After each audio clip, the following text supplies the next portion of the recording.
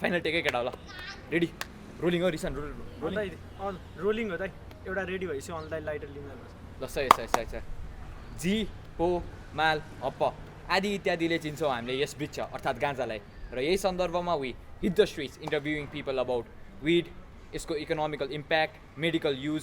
र as a whole नेपालमा weed legalise हुनुपर्छ कि कसो।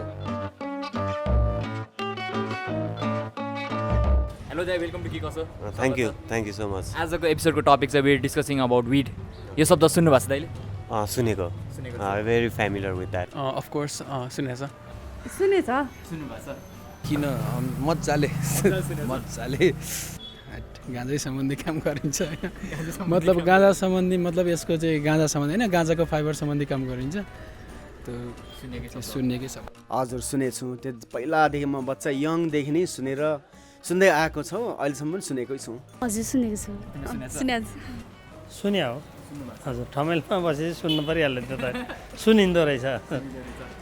यो गाँजालाई चाहिँ अरू के नामले चिन्नुहुन्छ दाइले? म अब त्यही हो जोइन्ट भनिन्छ होइन त्यही हो तोप तानी आकाशमा उडी विडलाई त्यो तोप भने जस्तै हो होइन गाँजा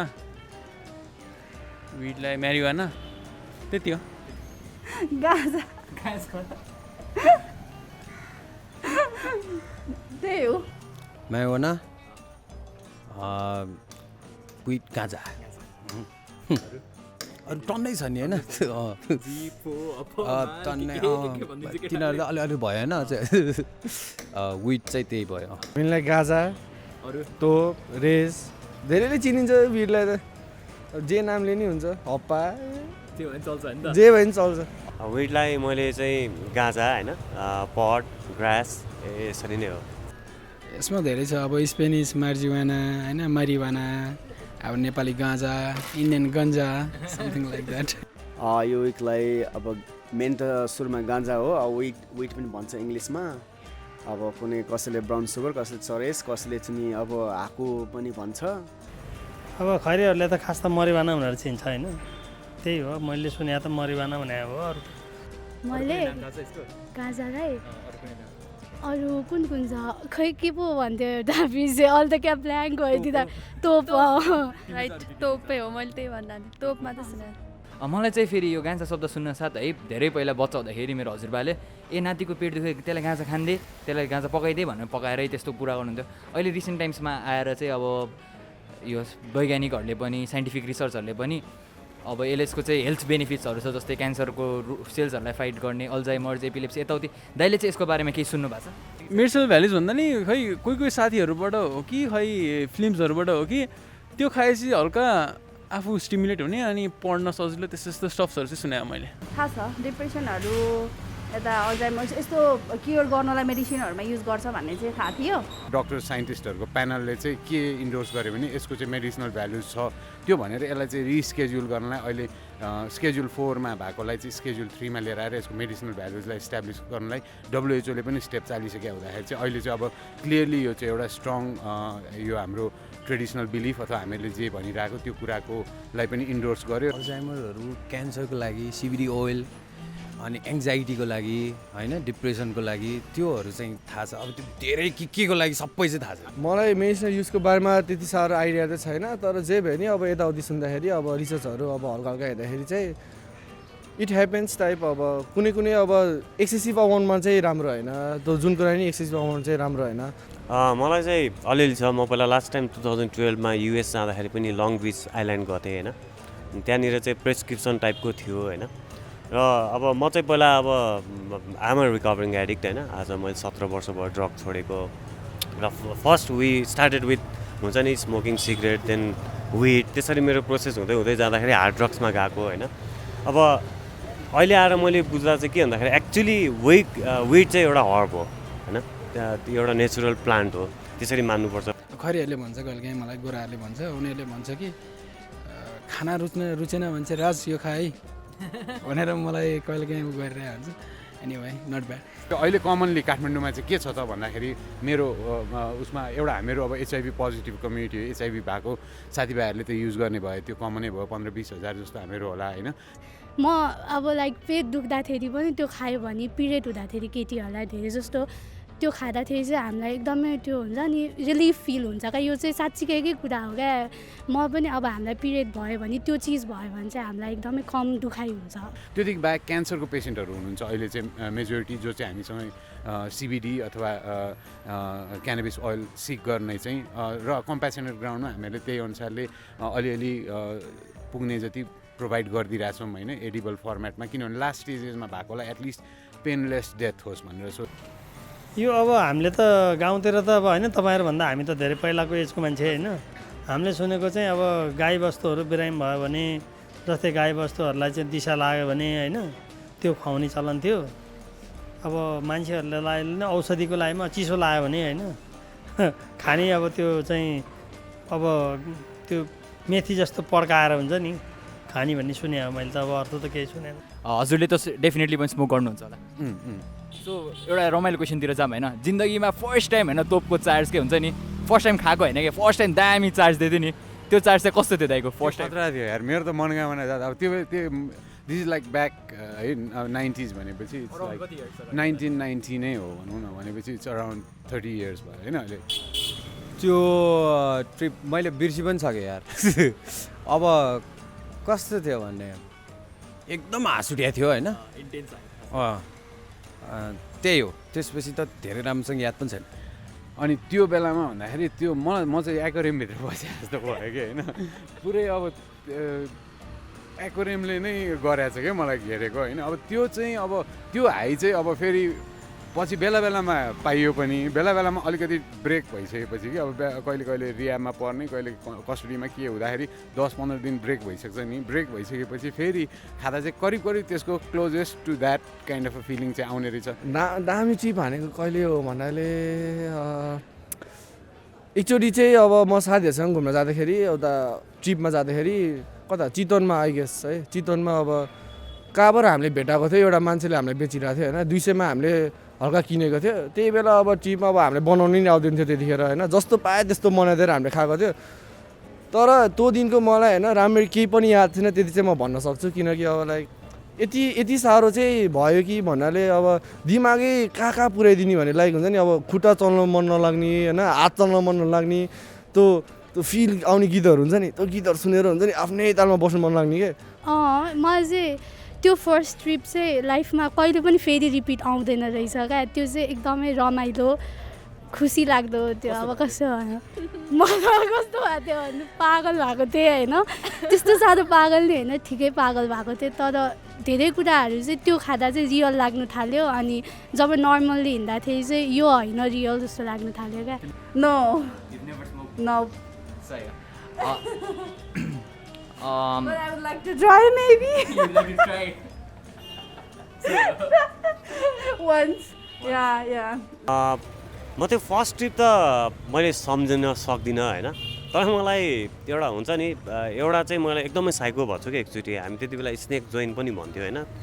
अनि मैले साँच्चीकै सर्पमा त देख्ने क्या। अनि लास्टमा एकचोटि त मैले साँच्चीकै सर्प नै टेकिरहेको रहेछ कि होइन, अनि त्यो चाहिँ साँच्चीकै सर्प टेकिरहेको रहेछ कि होइन। अनि हाम्रो अब त्यति बेलाको जक्सनहरू त्यो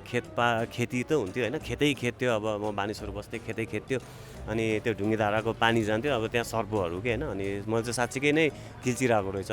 र कुनै बेला त अति नै गाह्रो पनि बनाउँथ्यो कि होइन, ओहो अब त खाँदिनँ भन्ने पनि बनाउँथ्यो। मेरो त यस्तो भएको थियो, मुस्ताङ गएको थिएँ म, अनि on the way to Mustang थियो। अनि फर्स्ट एकदम राम्रो एक्सपिरियन्स, रमाइलो भएको थियो मेरो त। मैले कतिवटा गीत गाएँ अरे, साथीहरूले भन्छ क्या अहिले यस्तो मिठो गीत गायो भन्दै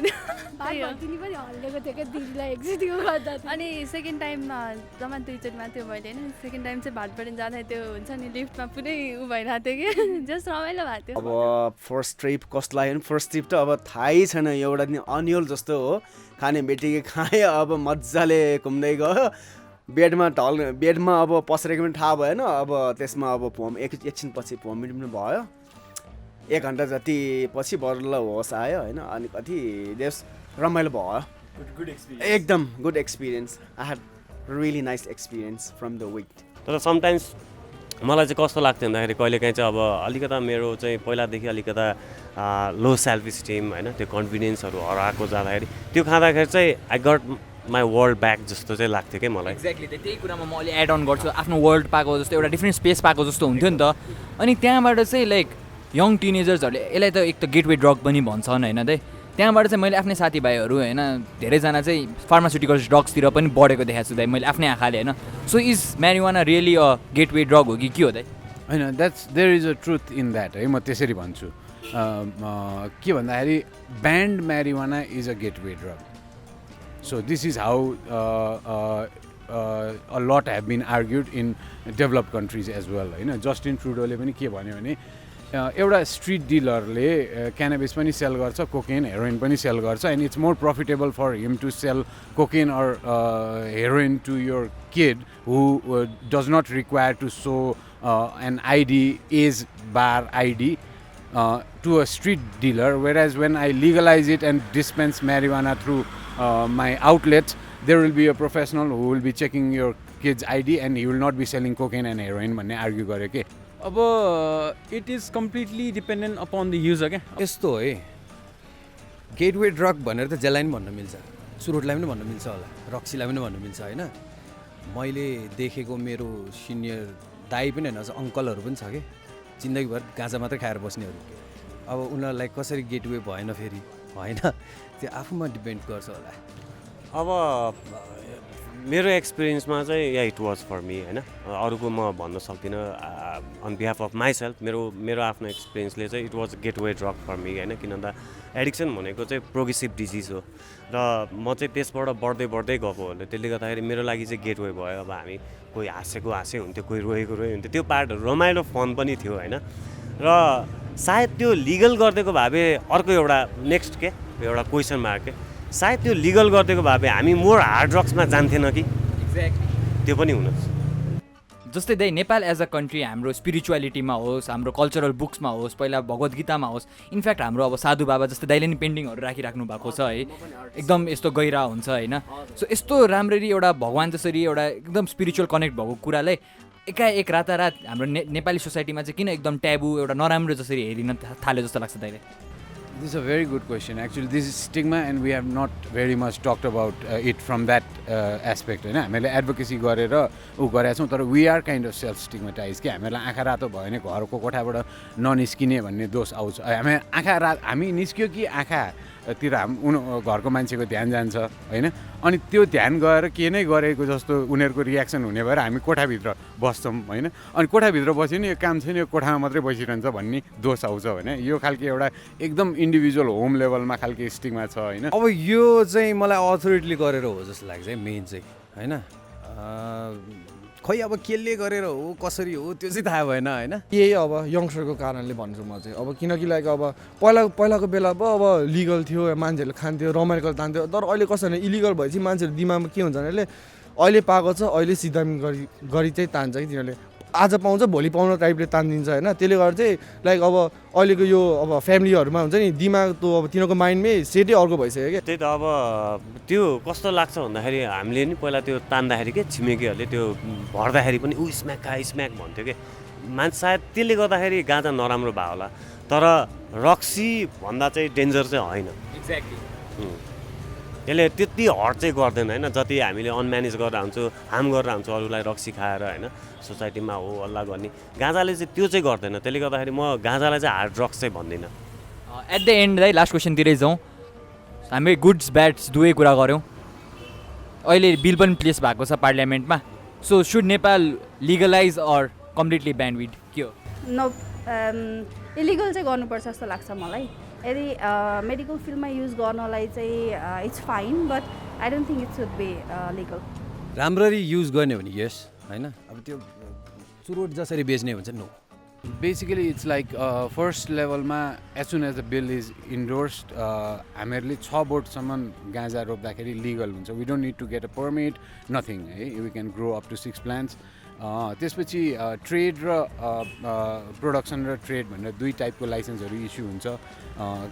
सेन्टरमा एउटा बोर्ड हुन्छ त्यही अनुसारको जिल्लामा पनि त्यो लाइसेन्सिङ अथोरिटीहरू हुन्छ इलिगल गर्नुपर्छ त्यसको बेनिफिट चाहिँ के हो भन्ने कुरो पत्ता लगाएर मात्रै गर्नुपर्छ बेनिफिट यो चाहिँ बेनिफिट हामीलाई फाइदाभन्दा घाटा बढिरहेछ भने गर्नु हुँदैन फाइदा बढिरहेछ भने गर्नुपर्छ I guess it shouldn't be legalize किन भन्दा होइन अब जब इलिगल छ तब त यसरी लाइक युज भइरहेको छ होइन किनकि आई थिङ्क इभन त्यो पुलिसलाई थाहा हुँदा पनि युज भइरहेको छ है कति ठाउँहरूमा होइन सो इलिगल हुने बेला चाहिँ त्यस्तो युज भइरहेछ I guess if it's made legal then it's consumption वात्तै बढिदिन्छ होइन अनि कन्जम्सन बढेर ल उसको राम्रो पक्षहरू होला अरे तर नराम्रो पक्ष पनि धेरै इन्क्रिज हुने भने त सबले गाजा खान थाल्दियो भने त होइन सबले युज गर्छ भने छैन सबले मिसयुज पनि गर्न सक्छ सो मिसयुज धेरै हुनसक्छ so I guess it shouldn't be legalize मलाई चाहिँ कस्तो लाग्छ भन्दाखेरि it should be legalize in a medical term होइन र एक्सपोर्ट गर्नको लागि होइन र यो चुरोट खासरी जहाँ पनि खान पाउने त्यो चाहिँ अगेन्स्टमा छु म जसले पनि खान पाउने जहाँ पनि खान पाउने त्यो चाहिँ अगेन्स्टमा छु हुनुपर्छ लिगलाइज हुनैपर्छ त्यो चिज त किनकि इकोनोमिक हेर्ने हो भने पनि नेपालको धेरै कम छ होइन अनि अहिले यो लकडाउनको सिचुएसनमा हामीले धेरै नै इकोनोमिक पनि बढाउनु पर्छ फाइनेन्सियली पनि अनि त्यही भएर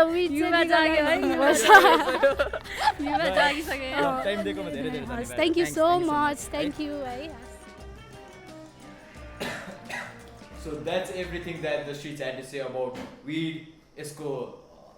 मेडिकल इम्प्याक्ट लङमा के हो ब्रो म एकछिन लाइटर लिन गएको त पुरै धुवै धुवा भएन दाइ तपाईँलाई राख्दैछ त्यहाँ केटाहरूले राख्दैछ ए ल सही हो ल सही हो गाइस सही हो सही हो यसमा एन्ड हान्ने भयो कि आज आउटरो साउटरो ठिक छ दाइ